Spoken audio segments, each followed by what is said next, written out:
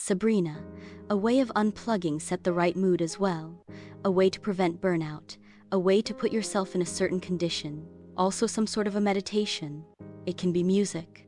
It can be no sounds at all. It depends on the person, right? Some people like to work out before doing something creative. Some people like to sleep. Some people like to walk. Some people like to meditate. Many different ways of setting the right mood depends on your personality and what you need for to be setting the right mood. And again, asking for advice and feedback, of course, from people you respect, from people you find talented, from people you do find creative, from people whose opinion you do value. Let's go for the next slide. For in here, yes, character traits.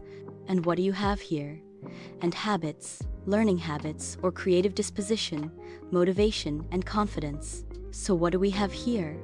So what do we need to be able to create things and to be creatively confident?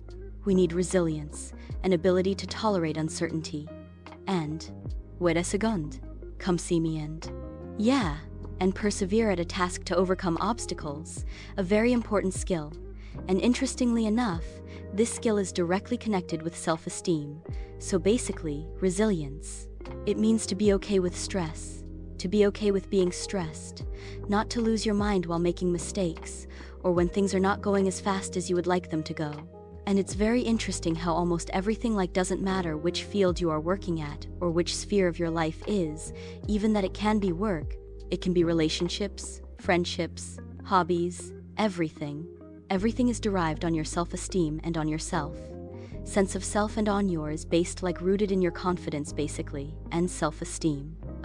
So the more stable you are, the more stable your confidence is. The easier for you it is to be a creative person, a resilient person, and to be able to be okay with uncertainty and try to solve it.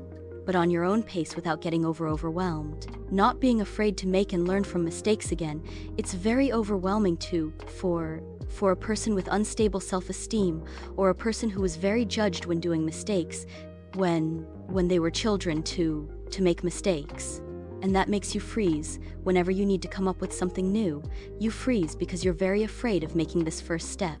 So again, the more you work on your confidence and self-esteem, the easier for you it is to be fine with mistakes and be okay with that, and understand that it's a normal way of learning and creating and working an ability to suspend judgment while generating ideas. When we were talking about brainstorming, when we were talking about discussing things, it is important to be able to debate and to be able to discuss the ideas.